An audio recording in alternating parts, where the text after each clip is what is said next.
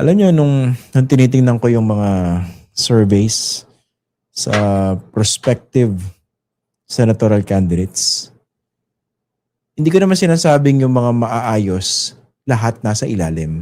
Pero marami po ron sa mga maaayos at alam mong very capable, very competent, nandun sa dulo ng survey, mga nasa 40 pa ba. Habang yung ibang mga walang laman, nasa taas. So pag tiningnan mo, visualize mo yung survey, para siyang scale eh. Ganyan, no? Ganito na lang. Yan. Nasa taas, yung mga magagaang. Di ba? Yung kulang. Marami sa kanila. Hindi ko na sinasabi lahat yung gano'n, no? Pero marami sa kanila, nasa itaas. Kaya nakaangat sila.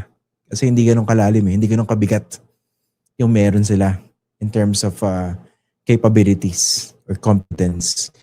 Habang yung mga ilan sa mga nakikita natin na mukhang dapat ito yung mga tumatakbo, nandun sa ilalim. And that's a sad part of it. That's a sad reality. So siguro, ang challenge sa inyo, sa mga botante, mas kilatisin yung mga pangalang lumulutang.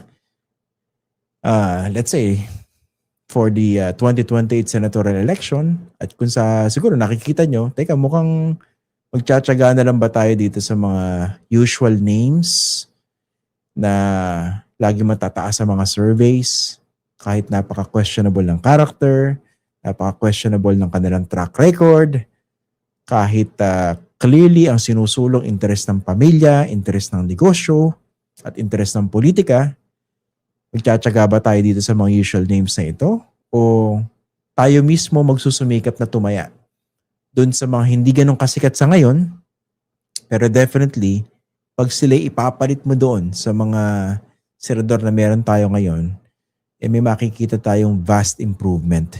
Not just in terms of legislation, not just in terms of character, not just in terms of competence, but also in terms of the quality of work that they can give and the vision that they also have for our country. Diba? Kaya kung suyan-suya na kayo dito sa kalidad ng Senado na meron tayo ngayon, nasa sa atin po yun. Para gamitin yung ating boses, gamitin yung ating boto sa nakatakdang araw para magkaroon ng pagbabago. Kasi otherwise, magiging frustrated lang po tayo lahat. Nakikita natin yung mga bobo, sino yung mga makasarili, kung sino yung mga worshippers ng mga politiko, sila yung nagdo-dominate ng ating Senado o ng Kongreso. Ayan. So, meron po tayong pagkakataon para ayusin ito. Okay? Nasa atin po yun. Hindi po perfect yung ating electoral system. Definitely maraming dapat ayusin. Pero pag inintay po natin na ma-reforma yan, sa kabuuan, matagal-tagal na panahon po yon. Pwede naman natin pagsabayin. Pwede po tayong mag-advocate na ayusin o reformahin yung ating sistema ng eleksyon, yung sistema ng politika.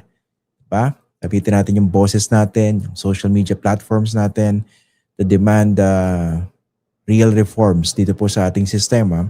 Pero at the same time, let's not wait for that to happen before we do something else. Let's multitask.